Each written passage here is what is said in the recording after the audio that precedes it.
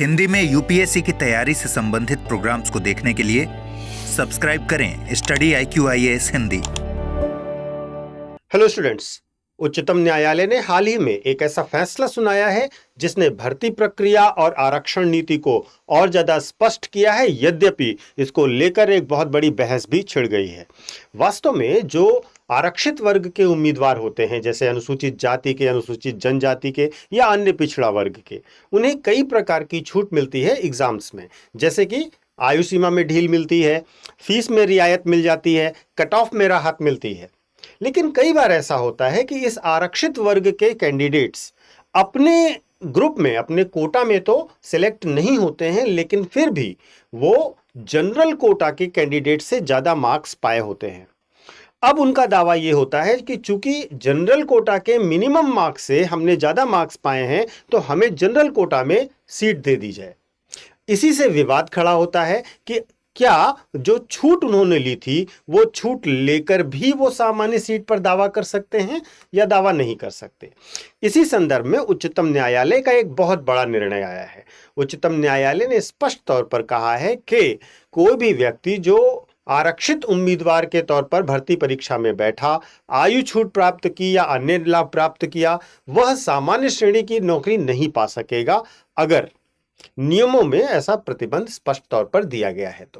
तो यहां पर बहुत सारे मुद्दे उठते हैं, जो संवैधानिक प्रश्न भी हैं, नैतिक प्रश्न भी हैं, सामाजिक प्रश्न भी हैं। जैसे कि अगर हम देखें तो क्या यह सामाजिक न्याय और समान अवसर के सिद्धांत के अनुरूप है या नहीं। तो इस तरीके के मुद्दों के साथ आज के इस वीडियो में इसी डिसीजन पर हम डिटेल में चर्चा करेंगे। शुरू करने से पहले हमेशा की तरह मैं आपको अपना टेलीग्राम चैनल बताता हूं, और इस टेलीग्राम चैनल को आप ज्वाइन कर लीजिए। हमारा टेलीग्राम चैनल है यूपीएससी मेंटोर पंकज सर। इस पर आपको पॉलिटी के, इकोनॉमी के और करंट अफेयर्स के विभिन्न मुद्दे से संबंधित वीडियोस के, मेरे वीडियोस के लिंक मिल जाएंगे, जिनसे देखकर आपका करंट अपडेट होता रहेगा। साथ ही साथ यूपीएससी की तैयारी में अगर आपको कोई मदद चाहिए, कहीं समस्या आ रही है, भले ही आप हमारे छात्र हैं या नहीं हैं, आपने हमारा इंस्टीट्यूट ज्वाइन किया है या नहीं ज्वाइन किया है, लेकिन हम आपके लिए उपलब्ध हैं। आप अपनी समस्याओं पर, अपनी पढ़ाई की तैयारियों को लेकर जो मुद्दे हैं, उन पर हमसे चर्चा कर सकते हैं। तो आगे बढ़ते हैं।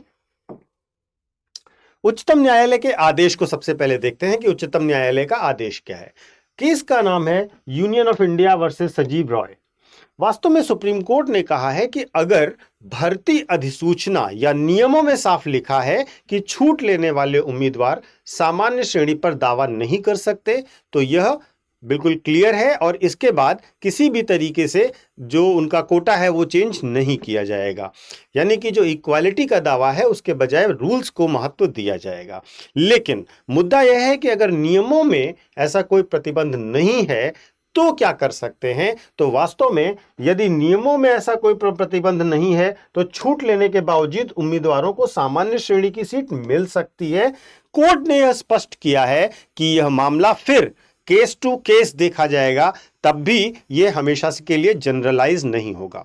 एक छोटे से उदाहरण से समझते हैं इस मुद्दे को। मान लीजिए कि कोई एससी या एसटी का उम्मीदवार है जिसको 5 साल की आयु छूट मिली हुई है। उसने इस छूट का फायदा लिया और परीक्षा दी, उसके बहुत अच्छे नंबर भी आए, लेकिन नोटिफिकेशन में यह साफ साफ लिखा हुआ है कि जो उम्मीदवार किसी भी प्रकार की छूट लेंगे वो जनरल कोटा के लिए एलिजिबल नहीं होंगे। तो ऐसे में चाहे उसके अंक बहुत अच्छे क्यों ना हो, उसको जनरल सीट नहीं मिलेगी। और यही सुप्रीम कोर्ट ने कहा है कि रूल्स ही अब सब कुछ तय करेंगे। इससे संबंधित कुछ मुकदमे भी हैं, जिन मुकदमों के बारे में आपको जानना चाहिए पॉलिटी के अपडेट के हिसाब से।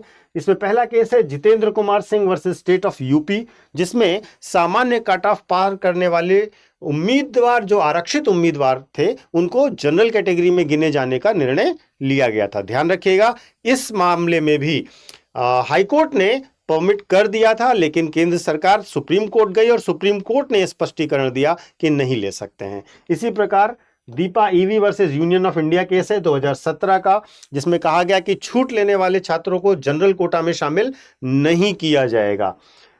मकवाना वर्सेस जीपीएससी 2019 का केस है, जिसमें एज रिलैक्सेशन लेने वाले छात्रों को जनरल कोटा से बाहर माना गया था।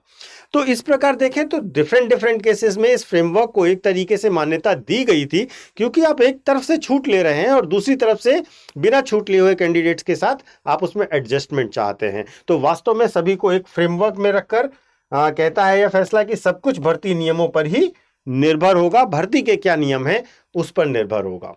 अब इसके बारे में थोड़ा सा संविधान क्या कहता है, संवैधानिक व्याख्या भी देख लेते हैं। तो अगर हम भारतीय संविधान की बात करें तो अनुच्छेद 14 जो विधि के समक्ष समता की स्थापना करता है, और इसके साथ साथ अनुच्छेद 16 जो कि इक्वालिटी ऑफ अपॉर्चुनिटी की बात करता है, यानी कि अवसरों की समानता की बात करता है फॉर पब्लिक एम्प्लॉयमेंट। तो ये दोनों समानता की बात करते हैं, और कोर्ट इस समानता की बात और रिजर्वेशन जो कि 16 में आगे दी गई है, उस अफर्मेटिव एक्शन जिसको हम कहते हैं, सकारात्मक गतिविधि कहते हैं, अफर्मेटिव एक्शन कहते हैं, उसके बीच में कोर्ट बैलेंस बनाने का प्रयास कर रहा है कि इन दोनों के बीच में बैलेंस बने। अब सवाल यहां पर यह भी उठता है कि क्या रिलैक्सेशन लेना किसी कैंडिडेट की मेरिट को कम कर देता है, क्योंकि उसने रिलैक्सेशन तो लिया लेकिन मेरिट में वो जनरल कैंडिडेट से तो ऊपर आ रहा है। दूसरी चीज, सामान्य श्रेणी में प्रवेश करने से रोकना या किसी भी बच्चे को सामान्य श्रेणी में न लेना क्या सामाजिक न्याय के सिद्धांत के खिलाफ तो नहीं है? ये दो बड़े मुद्दे अगर हम संवैधानिक व्याख्या को देखें तो पता चलते हैं। देखिए, उम्मीदवारों के लिए कोर्ट ने बहुत ही क्लियर, स्पष्ट निर्देश दिया है कि वो सबसे पहले विज्ञापन या नोटिफिकेशन को पढ़ते समय ये जरूर देख लें कि क्या माइग्रेशन अलाउड है या अलाउड नहीं है, यानी कि क्या आप जनरल कोटा में जा सकते हैं या नहीं जा सकते हैं। यहां पर एक मुद्दा यह भी है कि सरकार और भर्ती एजेंसियों को भी चीजें बिल्कुल क्लियर रखनी होंगी, अपनी अधिसूचना में यह चीज बिल्कुल क्लियर करनी होगी, और इस तरीके का कोई भ्रमात्मक विज्ञापन न जारी करें जहां कैंडिडेट भ्रम की स्थिति में आए। यह आदेश भविष्य में होने वाली परीक्षाओं में पारदर्शिता तो बढ़ाएगा ही बढ़ाएगा, साथ ही साथ जो उम्मीदवार बार बार कोर्ट जाते हैं उसकी संभावनाएं भी कम होगी, क्योंकि नियम स्पष्ट होंगे। देखिए, पॉलिसी निर्माताओं पर जरूर एक दबाव होगा, क्योंकि वे भर्ती नियमों में इस तरह की माइग्रेशन की अनुमति वाले प्रावधानों के लिए उन्हें पर्याप्त तर्क देने पड़ेंगे, और साथ ही साथ उसकी न्यायिक समीक्षा भी होगी, इसको भी उन्हें ध्यान रखना पड़ेगा। इस मुद्दे का असर और इस डिसीजन का असर पड़ेगा अभ्यर्थियों पर भी। किस प्रकार से? अब उन्हें पहले तो नोटिफिकेशन ठीक से देखना पड़ेगा। बेनिफिट्स अगर ले रहे हैं तो इन जनरल मान के चलिए कि माइग्रेशन मुश्किल हो जाएगा, और यह केस टू केस डिसाइड होगा। अगर नोटिफिकेशन में नहीं दिया गया है तब भी सुप्रीम कोर्ट ने यह कहा कि यह जनरल रूल नहीं है कि अगर नहीं दिया है तो आप ले ही लिए जाएंगे। तब भी कोर्ट ने यही कहा है कि हम केस टू केस फिर इस पर डिसाइड करेंगे। भर्ती एजेंसियों पर भी असर पड़ेगा कि उन्हें क्रिस्टल क्लियर रूल्स बनाने पड़ेंगे। आपको यह बताना चाहिए, आपके हिसाब से मैं भी ये जानना चाहूंगा कि क्या आप मानते हैं कि यह निर्णय एक सही संतुलन है या फिर इसे बदलने की जरूरत है? क्या आप मानते हैं यह सामाजिक न्याय के हिसाब से एक बेहतर डिसीजन है, या आपको लगता है कि जो कैंडिडेट्स अच्छी मेरिट वाले हैं उनको जनरल कोटा में भी मौका दिया जाना ही चाहिए? अपने जवाब को कमेंट करके अवश्य बताइएगा, आपके कमेंट्स का इंतजार रहेगा।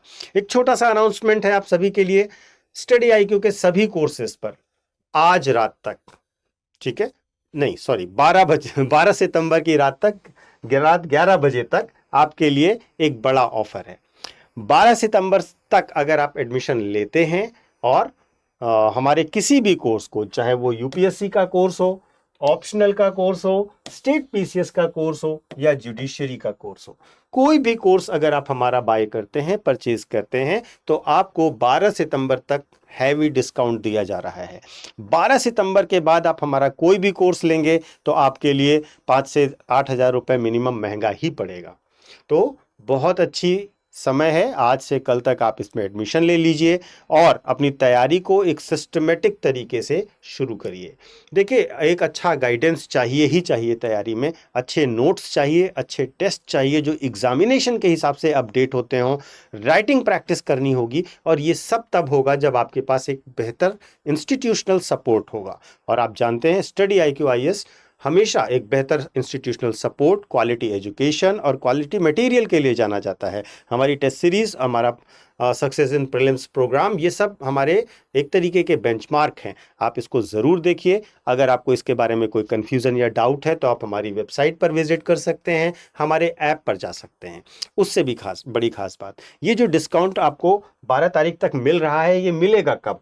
जब आप पीके लाइव कोड का इस्तेमाल करेंगे। आप ध्यान रखिएगा कि आपको हमेशा स्टडी आईक्यू का जब भी कोई कोर्स लेना हो, आप पीके लाइव कोड का इस्तेमाल करिए, आपको मैक्सिमम डिस्काउंट दिया जाएगा। दूसरी खास बात क्या है? दूसरी खास बात यह है कि आपको जब आप इस कोर्स में एनरोल होंगे, आपको आपका बुक का सेट मिल जाएगा, मेंटोरशिप मिलेगी, आपको एक इंडिविजुअल मेंटोर दिया जाएगा जो आपको सपोर्ट करेगा, आपकी पूरी प्रिपरेशन जर्नी में सपोर्ट करेगा। और अगर आपको इसमें कोई डाउट हो रहा है या कोई प्रश्न आपके मन में आ रहा है तो फ्लैश हो रहे नंबर पर आप कॉल कर सकते हो और वहां पर आपको सपोर्ट टीम आपसे बात कर लेगी। या अगर आप मुझसे ही कुछ जानना चाहते हो तो शुरुआत में बताए गए टेलीग्राम चैनल पर कांटेक्ट कर लीजिएगा, वहां पर मैं आपको सपोर्ट कर लूंगा। Thank you so much. Study IQ IAS, आपका सिलेक्शन हमारा मिशन।